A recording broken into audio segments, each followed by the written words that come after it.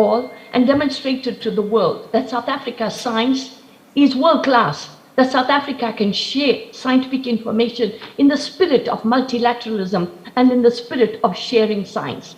And this is how open science should be. Open science should guarantee that this is a game changer and that we ensure that no one is left behind. So I salute the scientists of South Africa for the scientific inputs to a better understanding of the coronavirus, the pandemic, the spread of infections, devising new ways of combating the pandemic. We have heard from the DG on all the enormous efforts made by the scientific community, but we must recognize the government of South Africa and the investments in the R&D. And so UNESCO congratulates the scientists of South Africa for the recent discovery of the new variant. This is really valuable research of South Africa that is contributing to world knowledge in understanding better this variant. Now, on behalf of the United Nations, we would like to salute the scientists of South Africa for other reasons.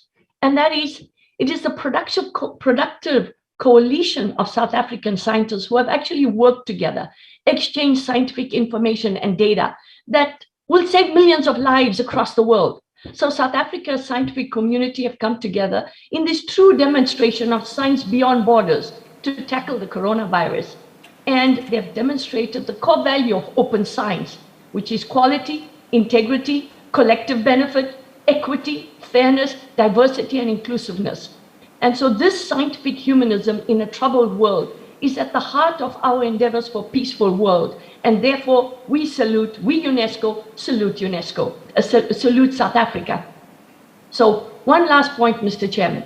South Africa is playing an important role, not just in the world arena now in sharing the world-class science, but they're also demonstrating on the African continent that they can promote open science. South Africa hosts the Open Science Platform, which really the aim is to put African scientists at the cutting edge of contemporary data-intensive science. We've heard about the importance of data today. So I would like to say that we are at UNESCO call upon every member state to ensure the fundamental right to access to scientific research and the applications, and the scientists of South Africa have really demonstrated the true spirit of open science. On the 27th of October last year, the Director Generals of UNESCO, of WHO, and the High Commissioner for Human Rights launched an appeal. And the appeal is called the Geneva Appeal and the Geneva Call for opening the gates of knowledge for combating this virus. The South African scientists, the South African community have really emerged to demonstrate to the world that they can share scientific knowledge and science for the common good of humanity. And therefore, I would like to honor them here today and honor the South African government for their spirit of open science in promoting equity and scientific solidarity among nations of the world today. So congratulations to South Africa for the best science in combating this virus today. Thank you.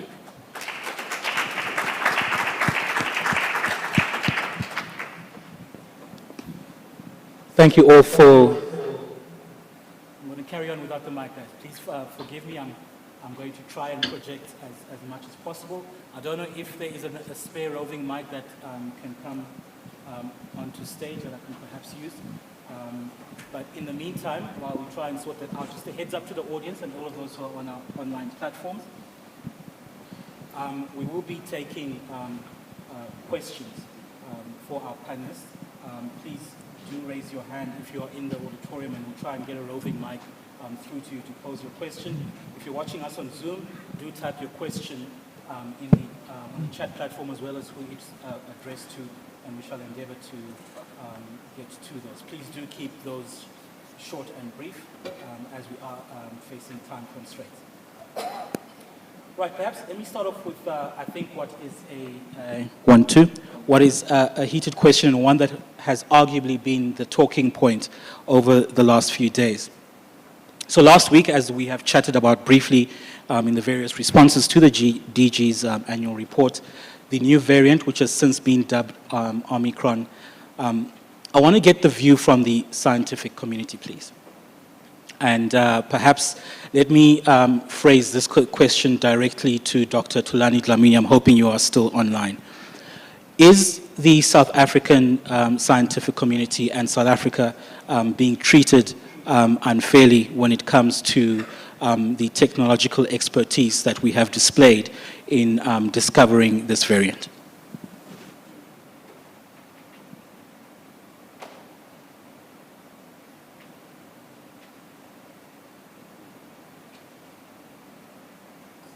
Now, thank you, Chair, for the question that you have asked. I think the scientists are doing the right thing of sticking to science, allowing the politicians to deal with the politics. The outcomes of our research, and I think that's the right thing. We have to continue doing that. Because it's important that we use science to inform the public, but also to inform policy. Unfortunately, I think some of the things that we've seen, and the President spoke about this on Sunday, in terms of the political fallout associated with the communication of the work that has been done by the scientists is unfortunate.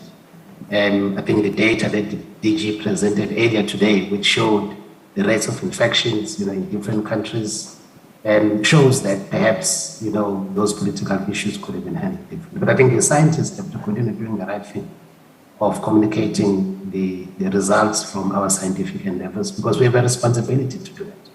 And I think we shouldn't stop doing what scientists are expected to do. I'll stop here, Chairperson. So the debate that has been doing the rounds is the management of that announcement. So yes, we've had a great technological feat. Our science have done what they're meant to do. They've communicated the science. Could we have managed this better? Oh, you ask me? Yeah. Though I'm not the expert, but I always have a problem with communication of science to the ordinary people. In the beginning of the pandemic, I think we had leaders that are coming from our scientific industry already talking about the pandemic, about the virus that they know nothing about, right? And then what that did, it pushed relevant people from communicating science.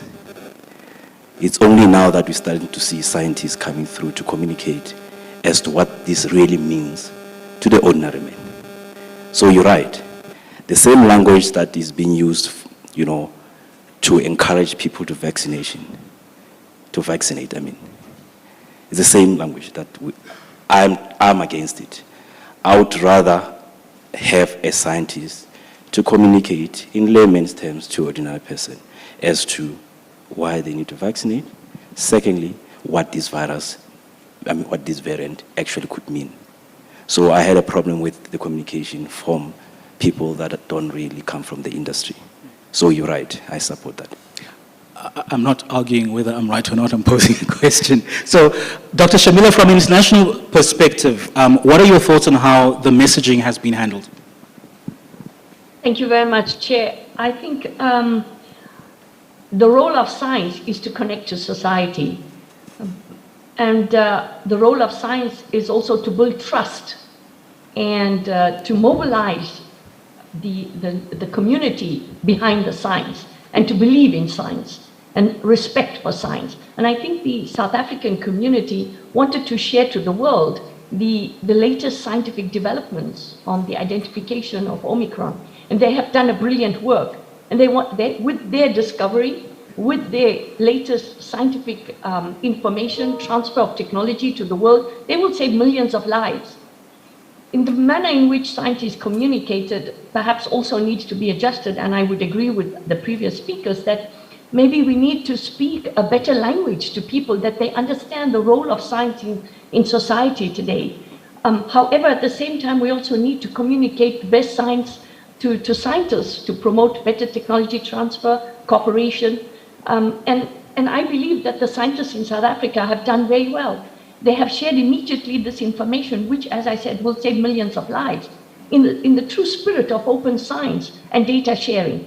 So, as I mentioned earlier on, we do need to valorize our scientists in South Africa, and I believe that they have done a brilliant work.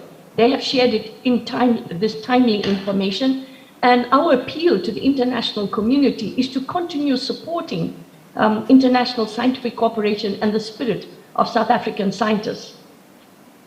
All right, thank you for that.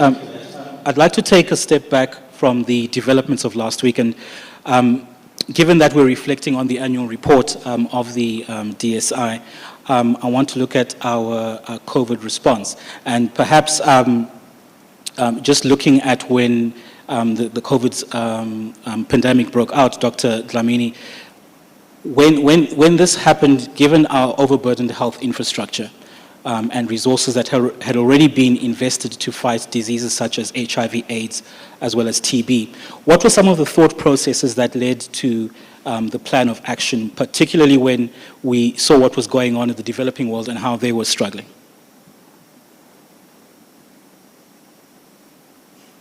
I think one of the things that was very clear from the onset was that data was going to play a very important role in terms of informing the national response. I think you'll recall that as early as April 2020, the President launched the data center that has been set up at the CSR, which has now evolved to the National Policy Data Observatory, with that realization that we need to ensure that whatever decisions are taken on matters pertaining to the COVID-19 pandemic, lockdowns and other related issues, need to be informed by data, but also developing an understanding of the social dynamic in which the COVID-19 pandemic was playing itself within South Africa. And this then informed the various strategies that the different government departments had to implement in terms of supporting the national response to COVID. So that was a very key issue that I think one realized we needed to address right at the onset.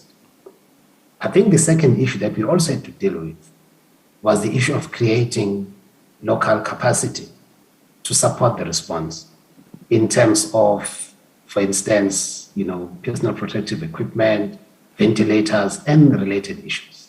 Because it was becoming very clear that global supply chains were being disrupted by the COVID-19 pandemic. I think our national response, for instance, in terms of the ventilator project that the DG spoke to, is perhaps a very good example of that. And I think through this work, we're able to challenge a number of paradigms that we had about ourselves. And I think we really pushed the boundaries in terms of our ability to harness the capability that exists within the NSI to, in a very short period of time, put forward a tech. In fact, I think we also had to challenge ourselves in terms of the implementation of even fourth industrial revolution related technologies to support this particular response. I think in part, as part of the response around the development of the ventilator technology, we had to look at issues beyond just the innovation itself, to look at ensuring that we have a mature production process, to look at having a value chain that supports the different elements that went into the manufacturing of the ventilator, including using digital twinning technologies to look at improvements in addressing challenges in terms of the production process and ensuring that the value chain functions, I think, seamlessly. I think this was part of the realization that we needed to create this capability within South Africa beyond just data, but also in terms of having a level of strategic independence, which then supported our national response. Thank you.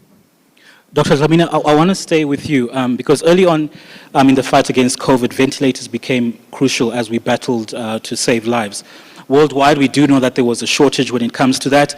And then in July, South Africa showcased the first locally produced ventilator. And this is something that doesn't happen overnight. Can you walk us through what or how we got to that point and how crucial that development was in our response to this pandemic? Now, most certainly, I think it was a collaborative effort to begin with. The CSIR, of course, was amongst the many other players that were involved in terms of the development of the ventilator.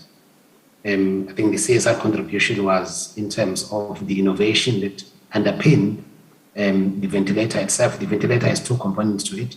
There's something that is called the CPAP, the continuous positive air pressure unit, as well as the patient circuit. So most of the innovation focused on the CPAP, which was based on IP that was developed in other parts of the world, but then had to be modified and adapted for the specific application that we had in mind. I think the CSR, working with our partners in the National System of Innovation, I think spend a lot of time in terms of ensuring that the solution that we had in mind does really address the problem. But we also had to create, a production capability to manufacture these ventilators, as well as a value chain for the production of the patient circuit. I think through the efforts of various government departments, I think key amongst those, of course, being the Department of Trade, Industry and Commerce, the Department of Science and Innovation, our own department, and other players that were involved in this work, are being able to overcome a number of hurdles. I mean, you can imagine that to get a medical device into operation requires a number of regulatory approvals that needed to be obtained. I think we were able to do that in a very short period of time, which again perhaps illustrates that I think some of the paradigms that we have about ourselves and our ability to do things, I think we had to challenge those. I mean, from the time of having the idea to the point of production, it took less than 8 months to do that. Now, that is a first in South Africa, and perhaps a first in other parts of the world in terms of being able to go from concept to at least having a prototype that can be tested. And I think within that year, we're able to have these ventilators rolled out within South Africa. But it was driven primarily by a very collaborative approach that we took in terms of the development of this ventilator. Dr. Nsami, perhaps let me bring you in at this point. Looking at the data that we needed to drive the decision making that was being made at the various level of government and how it assisted us with the planning that needed to happen. How important was that in terms of the capability to be able to produce the various models that produced this data? Okay, so maybe just to underscore, when we talk about a modern day lifestyle, space is very key to that.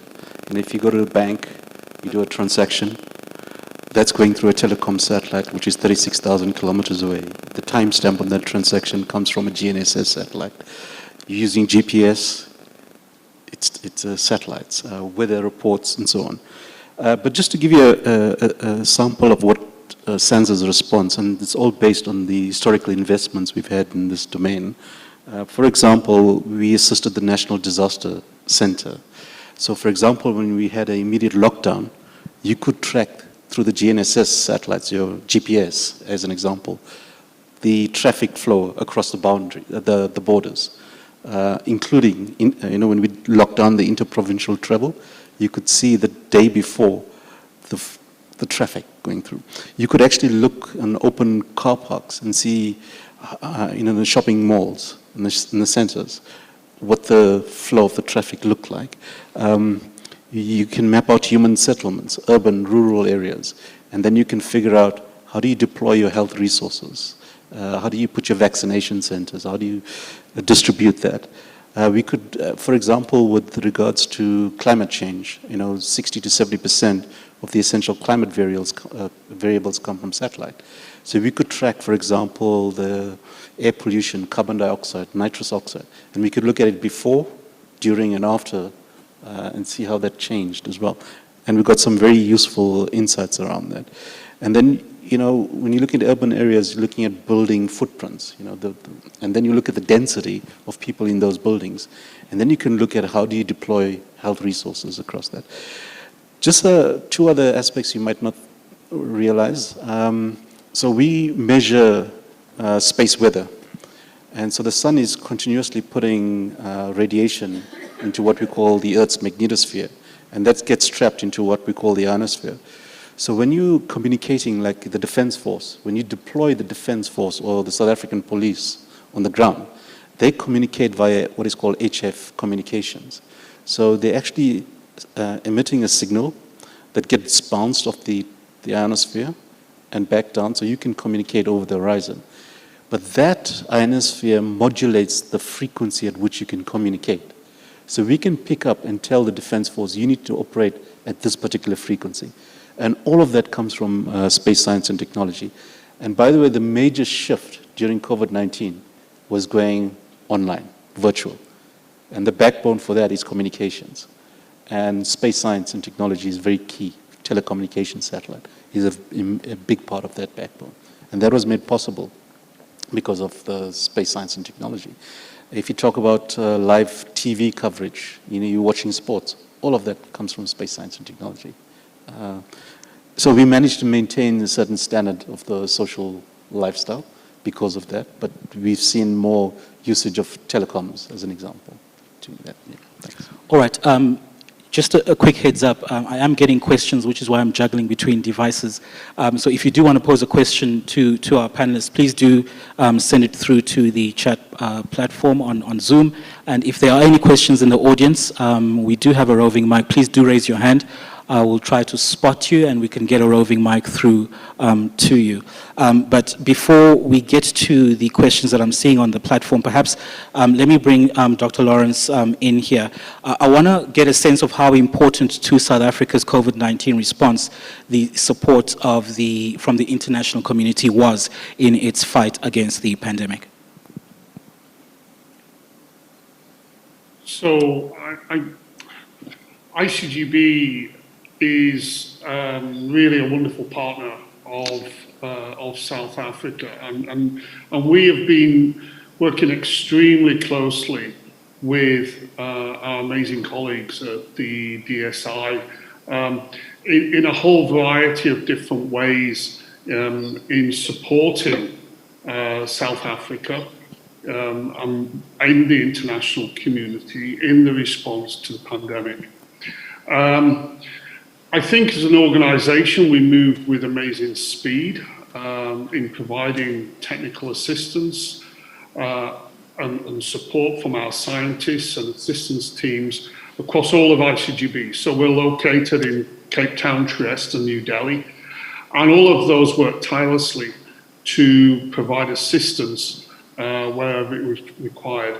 And this ranges from disease surveillance and sequencing right at the very initiation of the pandemic, when many countries even didn't have sequencing technology available, and through to providing hard to source reagents, development of novel therapeutics which are now in clinical trials, and also setting up novel diagnostic assays in low resource settings. This is something we've done in 11 countries in Africa, which has been supported through the Bill and Melinda Gates Foundation. And so these are all elements that we've brought to bear to ensure that the pandemic is being handled in a global fashion. And I think, one of the things that we heard earlier was to emphasize that nobody should be left behind. And I think this is even more relevant during as we've seen, many poorer countries are suffering disproportionately, and there's deterioration in inequalities, particularly amongst female members of society. And I think it's delightful to see how strong female scientists have been in South Africa in facing the pandemic. But we've been also mobilizing resources with great support from the Italian Ministry for Foreign Affairs, to provide support for new programs supporting women scientists from the poorest parts of Africa through a WeStar program, to really ensure that the technological advances that have been developed both in South Africa and other parts of the world can also be accessed by up-and-coming young women scientists in low resource settings across the continent.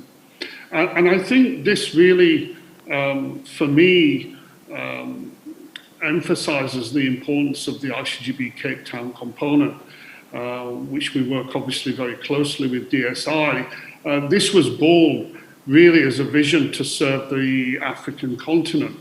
And I think that's exactly what we're doing. We're providing grant funding for research programs, technical assistance and transfers of technology directly to partners across the African continent. And I think one other thing that I'd just like to emphasize, and it's something that I'm really very happy about is some recent expansion of collaborations that we have with South Africa, with historically disadvantaged institutes within the country itself. And this is something I really look forward to expanding upon, developing novel collaborative activities in molecular biology, biotechnology, and of course in science communication and outreach.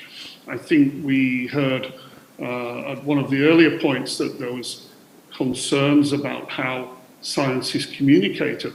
And I think scientists have a tremendous responsibility to make sure that the results of their studies are reported in proper channels and it goes through proper dissemination such that the public do not become unduly, they do not receive information which is based on Facebook and social media.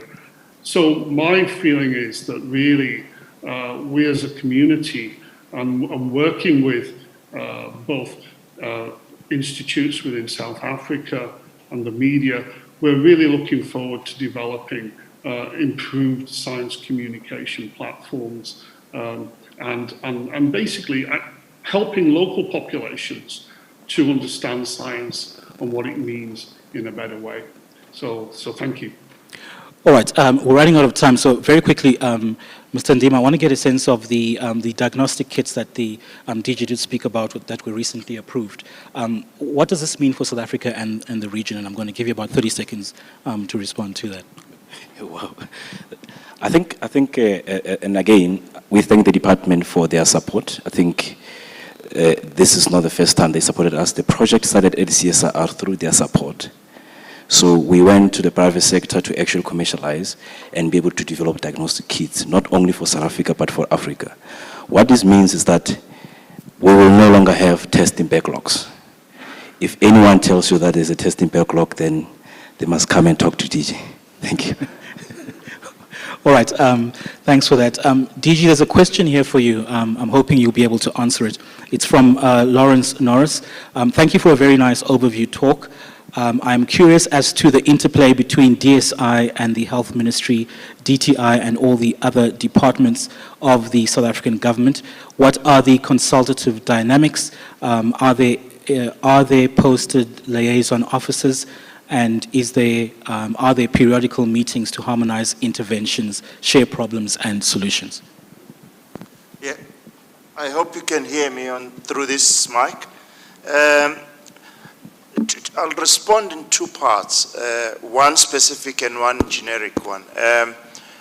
When this last variant was found, the scientists briefed both our minister and the Minister of Health and then the President. So it's evolving. With the National Ventilator Project, it's the two ministers, Minister of Trade, Industry and Competition and Minister ours, that then came together and say, can we work together? So we think that what the pandemic has done, it started to make us realize that science is also needed in other ministries as well. Now, on Thursday last week, we had a first interministerial committee, so a group of ministers that were looking at how can we draw the lessons that we've learned from the pandemic so that science in key departments is also a driver for their mandates. For an example, we're looking at how we can drive modernization of some of the sectors of the economy and modernize agriculture and mining. So those ministries were there to look at how we co-finance, how we co-design the programs, and how do we support what we do. So at that level, I think it's maturing, and we hope that at the next meeting of this nature, we'll be able to report on institutionalization of this interministerial for a medium to long term that is sustained. Thanks very much. Thank you for that response. I'm afraid we've run out of time, and we're going to have to leave it here for now. I would like to know, is the Deputy Minister in the audience, or will he be joining us online? He's online? I'll be All joining right. Deputy online. Minister, over to you for the closing remarks.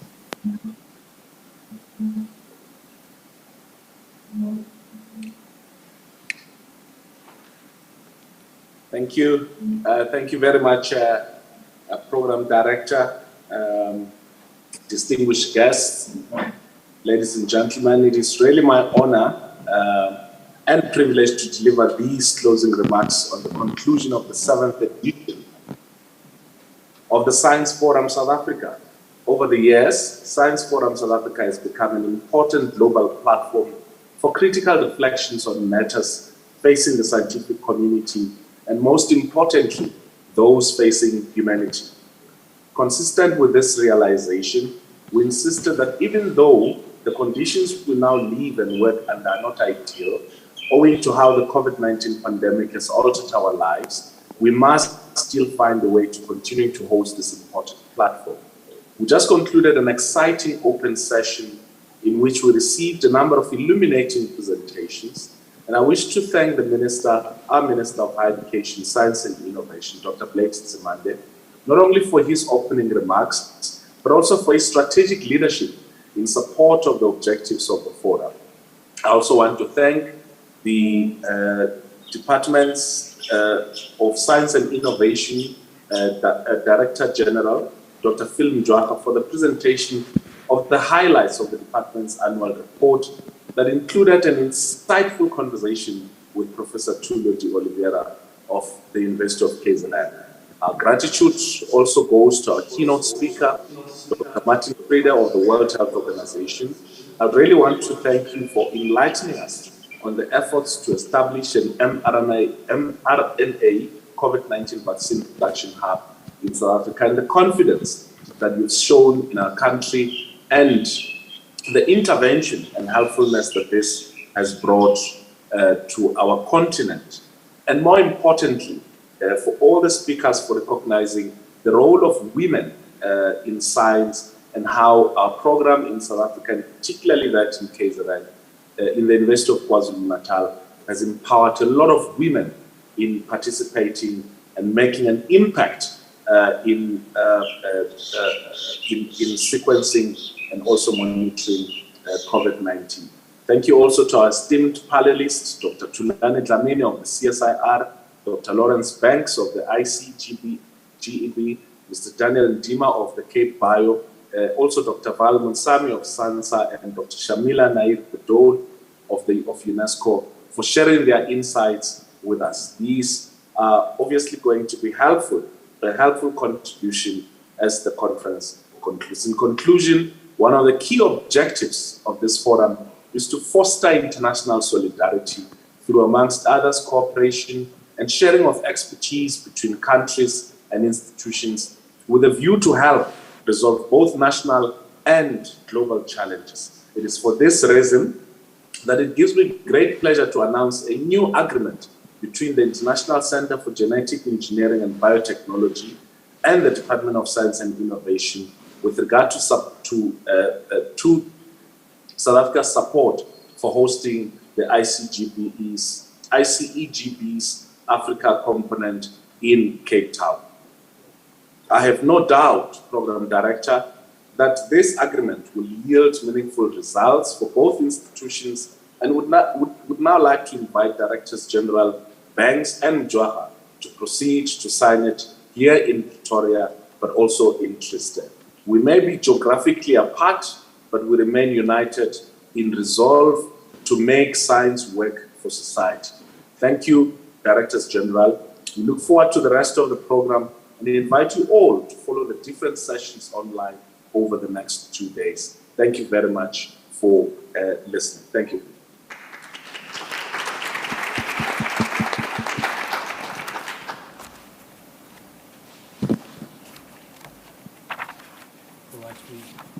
We're just going to give the DG the opportunity to put his signature down. Okay. And I hope Dr. Banks is doing the same in Italy. I am indeed. There he is.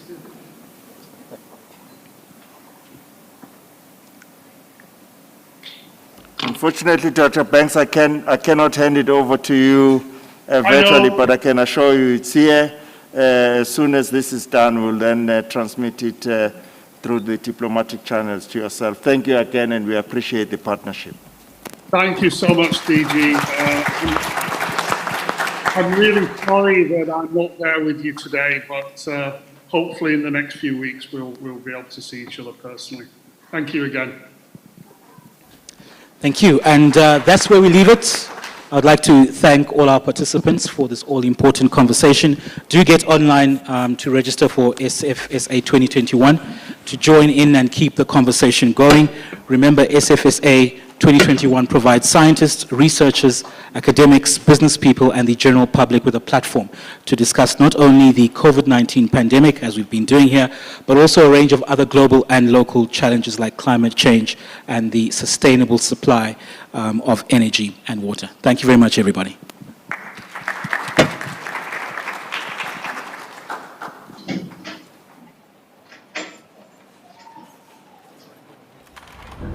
Challenges, stumbling blocks or starting blocks.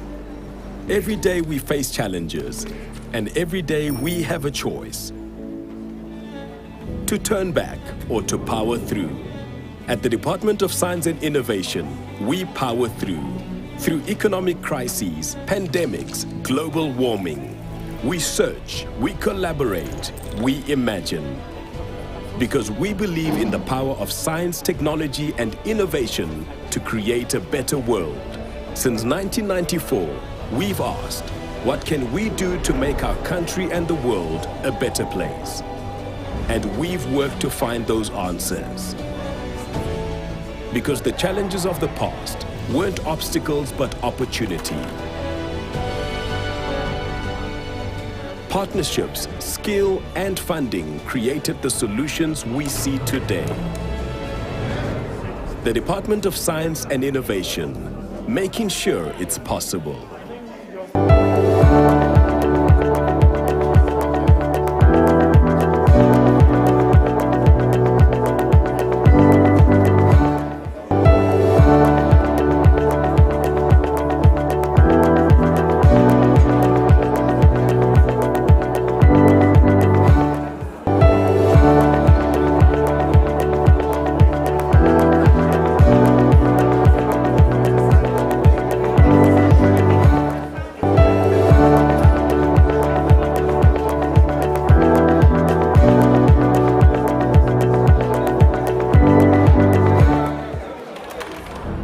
Challenges, stumbling blocks or starting blocks.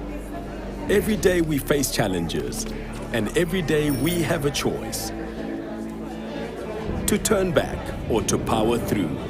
At the Department of Science and Innovation, we power through economic crises, pandemics, global warming. We search, we collaborate, we imagine. Because we believe in the power of science, technology, and innovation to create a better world. Since 1994, we've asked, what can we do to make our country and the world a better place? And we've worked to find those answers. Because the challenges of the past weren't obstacles but opportunity. Partnerships, skill, and funding created the solutions we see today. The Department of Science and Innovation, making sure it's possible.